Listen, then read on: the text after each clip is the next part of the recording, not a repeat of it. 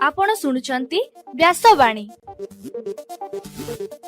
जनगण मन अधिनायक जय हे भारत भाग्य विधाता। पंजाब सिंधु गुजरात मराठा द्राविड उत्कल बंगा। विंध्य हिमाचल यमुना गंगा उच्चल जलधि तरंगा। तब शुभ नामे जागे तब शुभ आशीष मागे। गाए तब जय गाथा जनगण मंगलदायक जय हे भारत भाग्य विधाता। जय हे जय हे जय हे जय जय जय जय हे। या कुन्देन्दु तुषार हार धवला। या शुभ्रवस्त्रामृता। या वीणा वरदण्डमण्डितकरा। या श्वेतपद्मासना।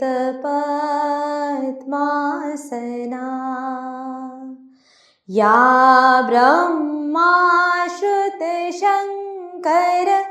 प्रभृतिभिः देवैः सदा वन्दिता। सा मां पातु सरस्वती भगवती। निशेष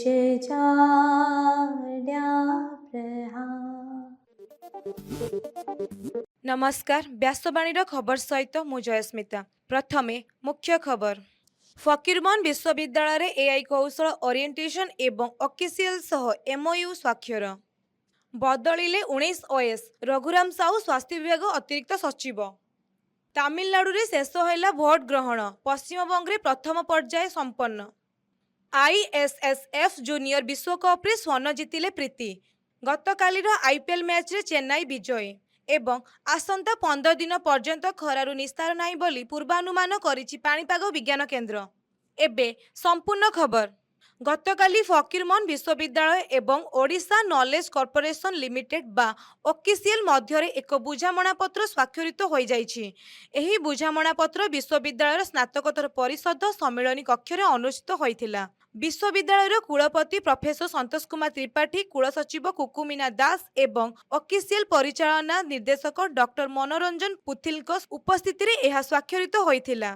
एही बुझामणा शिक्षा एवं शिल्प मध्यरे सहयोग को सुदृढ़ करने सह एक भविष्यत उपयोगी तथा दक्षता भित्तिक शिक्षा व्यवस्था गठन दिगरे गुरुत्वपूर्ण पदक्षेप बोली कुलपति प्रोफेसर संतोष कुमार त्रिपाठी कहिसंती।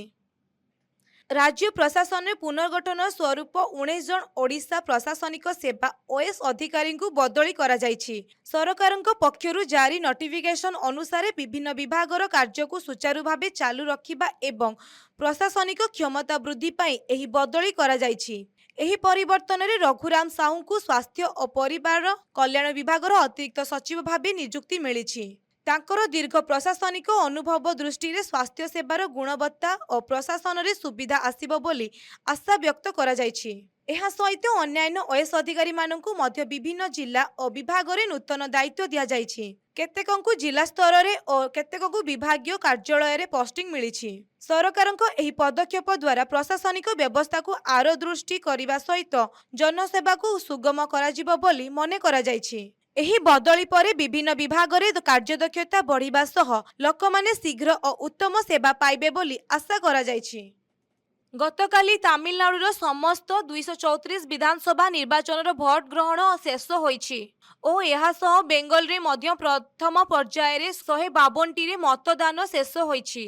पश्चिमबंग और तमिलनाडु रे भोटिंग हार वृद्धि होइछि। बेंगल रे मतदान हार 92.10% रहिछि और तमिलनाडु रे 85% रु अधिक रहिछि। आसंता 29 तारिखरे बेंगल रे द्वितीय पर्याय मतदान हेबो। मे 4 तारिखरे 4 राज्य और गोटे केंद्रशासित अंचल रे भोट गणति हेबो। इजिप्ट राजधानी कायरो ठारे चलीथिबा आईएसएसएफ जूनियर विश्वकप रे भारतीय महिला शूटर प्राची गायकवाड़ स्वर्ण पदक जीति नेछंती। तृतीय दिवस रे मध्य भारतीय शूटर माने निजर राजूती जारी रखी प्राची स्वर्ण और एनपी विनीता सुरेश ब्रोंज सह मोट 2टी पदक जीतिछंती। एथिसह भारत 2टी स्वर्ण 4टी रौप्य और 3टी ब्रोंज पदक सह 9टी पदक जीति तालिकार शीर्ष स्थान बजाय रखिछि। गतकालीर प्रतियोगितारे प्राची महिला 50 मीटर राइफल फाइनाल रे 354.6 पॉइंट सह प्रथम स्थान रे रही स्वर्ण पदक हासिल करिथिबा बेले एथिरे द्वितीय स्थान रे बेलारूसर डायरिया चोप्रेस 354.4 पॉइंट सह रौप्य और तृतीय स्थान रे एलेना क्रेटिनिना 343.3 पॉइंट सह ब्रोंज पदक जीतिथिले। गतकाली आईपीएल मैच रे Chennai super Kings Mumbai Indians को 103 रन रे परास्त करिछि। एही मैच रे प्रथमे बैटिंग करी चेन्नई 6 विकेट हराई 207 रन संग्रह करिथिला। दल पक्षरु संजू सैमसन 54टी बॉल रे 101 रन रो विस्फोरक बैटिंग करिथिले। 207 रन को पीछा करी मुंबई मात्र 104 रन करी ऑल आउट हो जाइथिला। दल पक्षरु सूर्य कुमार यादव 36 रन और तिलक वर्मा 37 रन करिथिले। संजू सैमसन को मैन ऑफ द मैच घोषणा करा जाइथिला। आज कोलकाता और गुजरात मध्य मुकाबिला हेबो। एबे पाणीपाग खबर। एबे सारा राज्य रे प्रबल ग्रीष्म प्रवाह जारी रही। प्रबल गरम हेतु लोक माने असुविधार सम्मुखीन हेउछंती। राज्य रे किछि स्थान रे तापमात्रा 40 डिग्री उपरे रही। टिटिलागढ़ 43.8, ढेंकानाल रे 43.5 एवं अनुगुल रे 43.5 होइतिबा बेले संबलपुर रे तापमात्रा 43 डिग्री लेखाएं रेकर्ड करा जायछि। एबे आसंतु सुनिबा आजिर स्वास्थ्यवाणी। आजिकाली अम्ल बा एसिडिटी समस्या रे अधिकांश लोक पीड़ित हेउथिबा देखा जाउछि। अम्ल समस्या हेले साधारणतः खाद्य खाइबा परे खटाळिया हाकुटी आसे, गळा और पेट जळिबा भଳି अनुभव होइथाय। पेटर उपर भागरे जंत्रणा हुए, छाती जलापोड़ा हुए, बेले बेले बांती हुए। अवहेला कले गुरुतर स्वास्थ्य समस्या सृष्टि होइथाय। एथिपाई तुरंत डाक्तरंक परामर्श अनुसार औषध खाइले एही समस्यारू मुक्ति मिले। स्वास्थ्य विशेषज्ञଙ୍କ मतरे अम्ल बा गैस समस्यार मुख्य कारण हेउछि नित्यदिनिया जीवन शैली रे अनियमित अभ्यास। एथिप्रति सतर्क हेले अम्ल समस्या हुए नाही। प्रतिदिन सकाळे निर्दिष्ट समय रे बिछणारू उठंतु एवं नित्यकर्म सारंतु। सकाळे खाली पेटरे रुहंतु नाही। सकाळे गोटिए निर्दिष्ट समय रे प्रातः भोजन करंतु एवं ठीक समय व्यवधान रे मध्याह्न एवं रात्रि भोजन करंतु। रातिरे सोइबार 2 घंटा पूर्वरु रात्रि भोजन सारिबा उचित। प्रतिदिन अति कम रे 2.5 ରୁ 3 लिटर पानी पियंतु। खाद्य रे तेल मसला कमांतु। बीन्स, मुग डाली, फूलकोबी, बंधाकोबी आदि रातिरे खांतु नाही। एहा अम्ल बा गैस समस्या सृष्टि कराए। घरोई उपचार द्वारा अम्ल समस्यार उपशम मिलिथाए। उषुम पानी रे अल्प लेंबु रस फेंटी पीले अम्ल समस्या दूर हुए। सकाळे खाली पेटरे किछि दिन पर्यंत 4 ରୁ 5ଟି तुलसी पत्र खांतु। अम्ल समस्यार उपशम मिलिबो। आजिर खबर को एठी रखुछु। नमस्कार।